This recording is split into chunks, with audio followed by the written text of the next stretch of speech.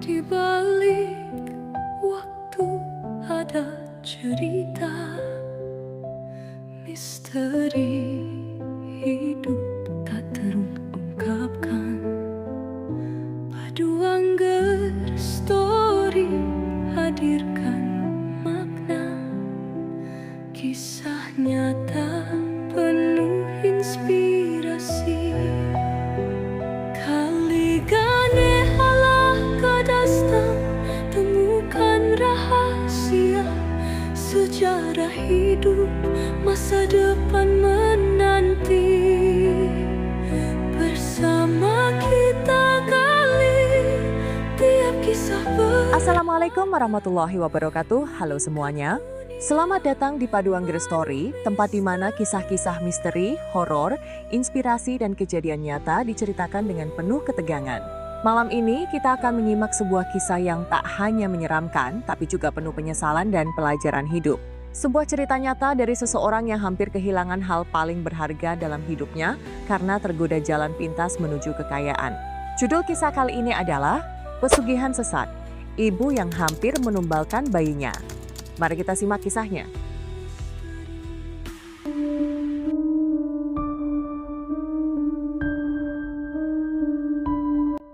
Tina, seorang wanita berusia 49 tahun, hidup di pelosok desa di Jawa Barat. Hidupnya pas-pasan, malah cenderung kekurangan.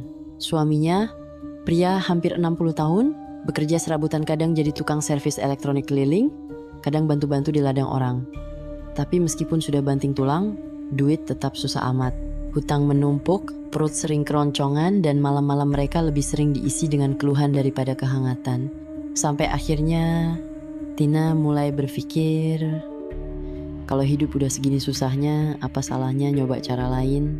Awalnya bukan dia yang punya niat. Seorang temannya yang juga terjebak dalam kemiskinan dan keputusasaan mengajaknya ke sebuah tempat yang katanya bisa mengubah nasib dalam semalam. Tina sebenarnya cuma berniat mengantar. Aku mah cuma nemenin doang, gak bakal macem-macem, pikirnya. Mereka berangkat saat senja mulai turun. Perjalanan itu aneh sejak awal. Jalan yang mereka lalui semakin sepi, semakin gelap, semakin terasa seperti masuk ke dunia yang berbeda. Udara malam terasa lebih dingin dari biasanya. Suara jangkrik terdengar, seperti bisikan-bisikan halus yang mengikuti langkah mereka. Setelah beberapa jam perjalanan, akhirnya mereka sampai di sebuah tempat yang tidak disebutkan namanya. Di sana, berdiri seorang pria tua yang dipanggil kuncen penjaga tempat pesugihan. Wajahnya penuh keriput, matanya tajam seperti menembus jiwa orang yang melihatnya. Kalian mau apa kesini? Suaranya dalam, bergetar seperti suara yang keluar dari dasar bumi. Teman Tina maju dengan ragu-ragu. Saya ingin mengubah nasib. Kuncen mengangguk pelan, lalu menatap Tina. Kamu juga? Tina terdiam. Awalnya dia ingin bilang tidak, tapi ada sesuatu dalam tatapan Kuncen yang membuatnya ragu. Seperti ada kekuatan tak terlihat yang menariknya lebih dalam. Tina menelan ludah. Pikirannya berkecamuk. Awalnya hanya ingin mengantar, tapi entah kenapa langkah kakinya malah mengikuti temannya.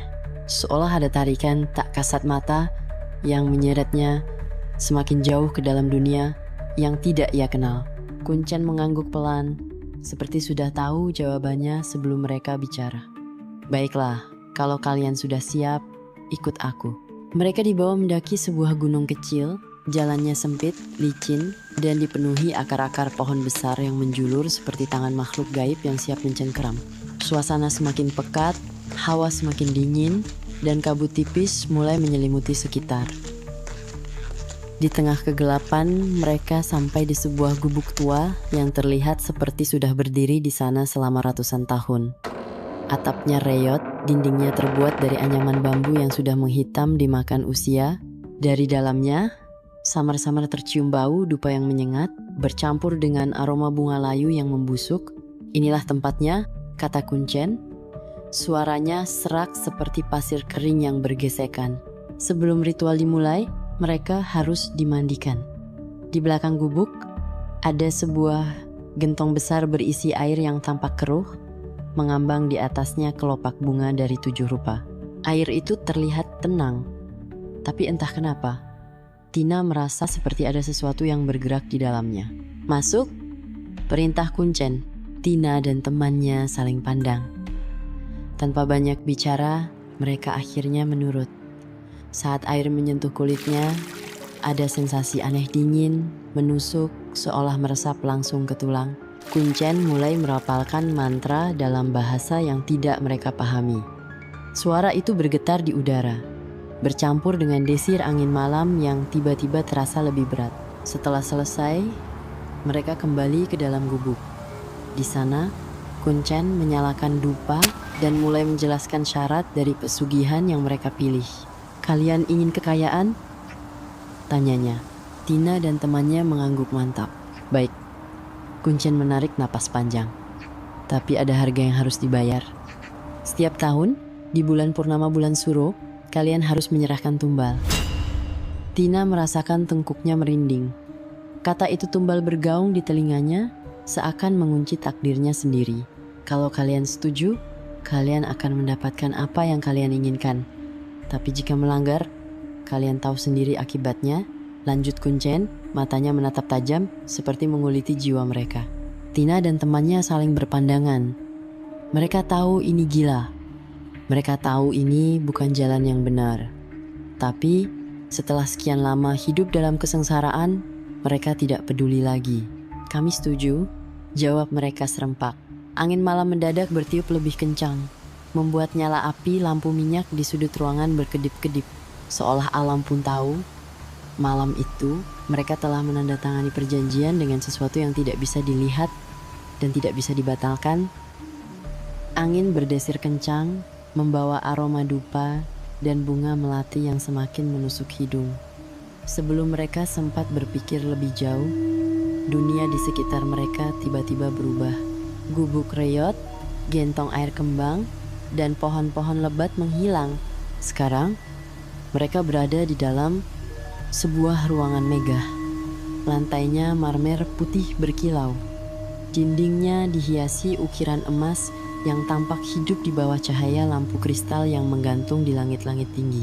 Di depan mereka, meja panjang penuh dengan hidangan yang menggoda, ayam panggang mengkilap, buah-buahan segar yang bersinar seperti batu permata, aneka manisan dengan warna-warni menggoda, dan minuman dalam gelas kristal yang memantulkan cahaya. Di ujung ruangan, duduklah seorang wanita cantik mengenakan kebaya merah menyala. Wajahnya bersinar seperti porselen, matanya tajam dan penuh wibawa. Di kedua sisinya, berdiri dua wanita lain berpenampilan anggun seperti dayang-dayang kerajaan. Tapi ada yang aneh, di kepala mereka tumbuh tanduk kecil yang melengkung ke belakang. Tina merasakan bulu kuduknya berdiri. Tapi sebelum ia sempat mencerna semuanya, Kuncen menunduk hormat ke arah sang ratu. Sang ratu mengangkat tangannya sedikit, memberi isyarat halus. Seperti mengerti tanpa kata, Kuncen berbalik kepada mereka dan menunjuk ke meja penuh hidangan. "Makanlah. Itu bagian dari perjanjian," katanya dengan suara yang lebih dalam dari sebelumnya. Tanpa berpikir panjang, teman Tina langsung meraih makanan dan menyantapnya dengan lahap. Suapan pertama, kedua, ketiga, ia seperti orang yang tak pernah melihat makanan sebelumnya. Wajahnya berbinar penuh kenikmatan, bibirnya berlumur lemak daging yang ia kunyah dengan rakus. Tina menelan ludah. Perutnya ikut berontak. Seumur hidup, ia tak pernah melihat makanan semewah ini. Tidak ada lagi sayur bening tawar atau nasi yang lebih banyak keraknya daripada isinya. Hanya makanan lezat yang seolah memanggilnya untuk mencicipi. Tangannya mulai terulur ke arah sepiring daging panggang di depannya. Namun, seperti biasaannya sejak kecil sebelum makan, ia berbisik pelan, "Bismillah." Saat kata itu terucap, ruangan mendadak bergetar. Cahaya yang semula hangat berubah redup. Udara yang nyaman mendadak dingin. Dan yang lebih mengerikan, makanan di hadapannya berubah. Daging panggang yang tadi terlihat menggoda, kini berganti menjadi tubuh bayi kecil. Matanya tertutup, wajahnya pucat, mungil, terlalu familiar. Jantung Tina serasa berhenti. Itu anaknya.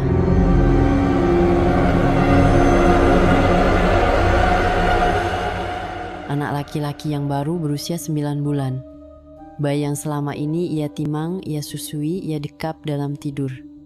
Kini, tubuh kecil itu tergeletak di piring emas. Seperti persembahan mengerikan, Tina tersentak mundur, tangannya gemetar, wajahnya pucat. Suara gelak tawa samar terdengar di telinganya, seperti bisikan halus yang semakin lama semakin nyaring. Sementara itu, teman Tina masih melahap makanan dengan rakus, tidak menyadari apa yang sebenarnya sedang ia makan. Jantung Tina berdegup kencang, kakinya gemetar, tapi tanpa pikir panjang, ia langsung lari meninggalkan semuanya temannya, makanan itu, bahkan sang ratu dan dayang-dayangnya yang kini menatapnya dengan senyum aneh. Pikirannya hanya satu, anaknya. Ia menerobos pintu ruangan, tapi begitu keluar, yang ada di depannya bukanlah gubuk reot tempat tadi ia dimandikan. Sekarang, ia berada di tengah hutan lebat, gelap, dan sunyi. Tina terus berlari, napasnya memburu. Renting-renting tajam mencakar kulitnya, akar-akar besar hampir menjegal kakinya. Tapi ia tak peduli, ia hanya ingin pulang. Tiba-tiba, di belakangnya terdengar suara tertawa, suara tawa terbahak-bahak, dalam dan berat seperti keluar dari kerongkongan sesuatu yang bukan manusia. Tina menoleh sekilas kosong. Tidak ada siapa-siapa, tapi suara itu semakin dekat. Tertawa, terbahak, menggema di antara pepohonan, seakan hutan ini ikut mengejeknya. Tina semakin panik. Ia berlari makin kencang, tapi seberapa jauh pun ia melangkah, hutan ini seperti tak berujung. Tiba-tiba, di depan matanya, sesosok makhluk besar berdiri di tengah jalan. Hitam legam, tinggi menjulang, berbulu tebal seperti kawanan bayangan yang menggumpal. Matanya merah, menyala di kegelapan, napasnya kasar seperti angin malam yang menerpa api. Genderuwo, makhluk itu diam, tapi hawa panas dari tubuhnya terasa sampai ke kulit Tina. Tina menjerit, kakinya lemas, tapi ia tahu, ia tidak bisa berhenti. Dengan sisa tenaga, ia berlari ke arah lain, menyelip di antara pepohonan. Sementara suara tawa semakin nyaring di belakangnya. Mulutnya gemetar, tapi ia terus beristighfar. Astagfirullah, astagfirullah. Ya Allah tolong aku. Angin bertiup lebih kencang. Hutan terasa semakin sempit. Bayangan-bayangan berkelebat di sudut matanya. Di depan, samar-samar, ada cahaya kecil. Apakah itu jalan keluar?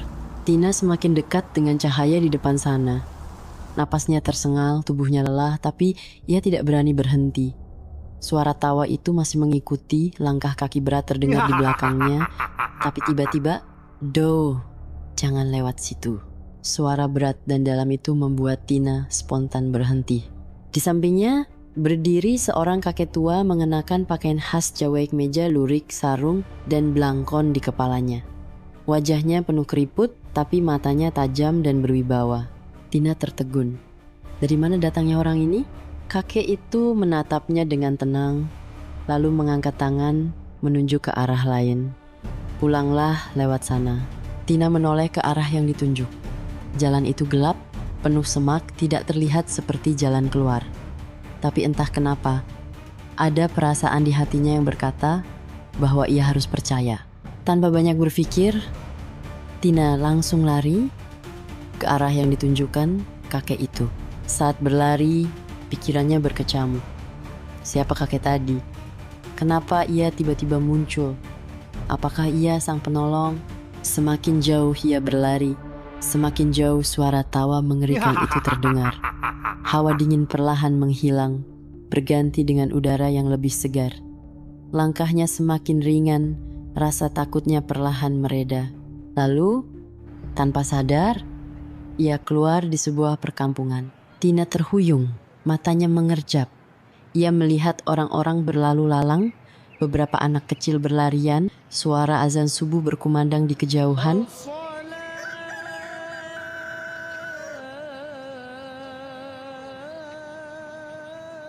Tapi ada yang aneh, ini bukan desanya. Ini bukan tempat yang ia kenal. Ia bertanya pada seorang ibu yang lewat, "Bu, ini di mana?" Si ibu menatapnya bingung. "Ini di kota X, Mbah." "Kenapa?" Tina membeku. "Kota X? Itu kota yang jaraknya 5 jam perjalanan dari tempat asalnya. Bagaimana mungkin? Semalam ia masih di tempat pesugihan yang tidak jauh dari desanya. Kenapa tiba-tiba ia bisa ada di sini? Tina merasa tubuhnya melemas. Apa yang sebenarnya terjadi? Tina masih berdiri di tepi jalan. Pikirannya kacau. Ia harus segera pulang. Tapi masalahnya, ia tidak membawa uang sepeser pun. Sejak awal, semua biaya perjalanan ditanggung oleh temannya. Dan sekarang ia sendirian jauh dari rumah. Tanpa tahu harus bagaimana. Tapi ia tak bisa diam di sini. Anaknya. Ia harus segera melihat anaknya. Dengan nekat, ia naik ke sebuah bus yang menuju ke arah kotanya. Dalam hati, ia berdoa, berharap ada keajaiban yang bisa membawanya pulang. Bus mulai melaju. Penumpang lain sibuk dengan urusan masing-masing, sedangkan Tina duduk diam, gelisah, menunduk sambil meremas-remas tangannya. Takut kalau nanti kondektur menagih ongkos, dan ia harus turun di tengah jalan.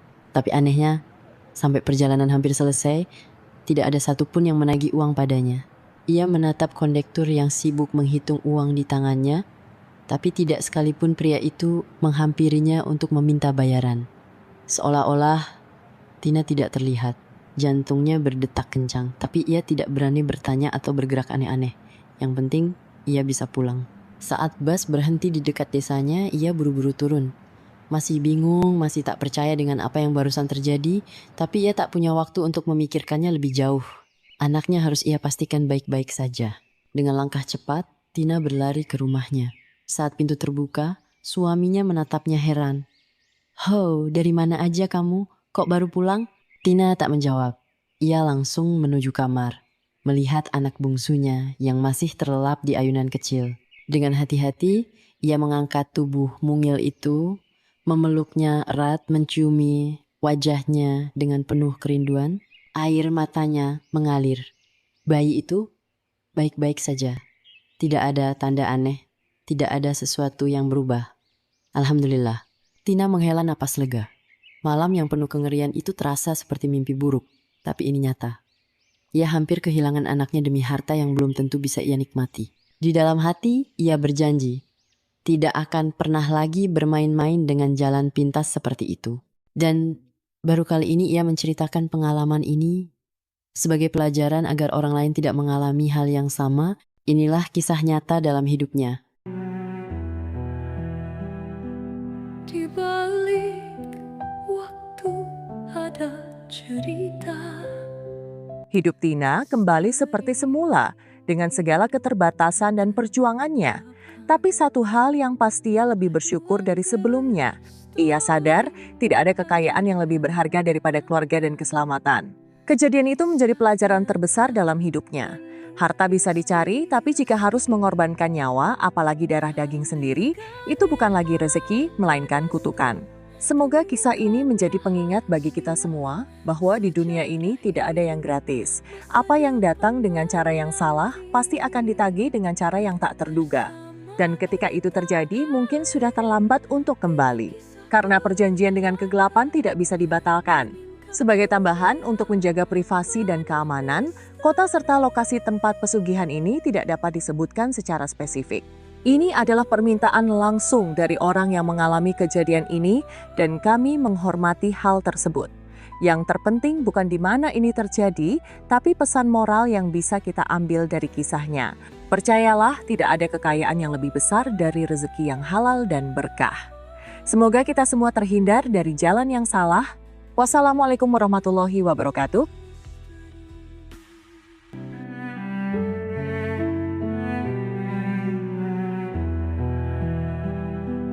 Di balik waktu ada cerita, misteri hidup tak terungkapkan. Paduan Story hadir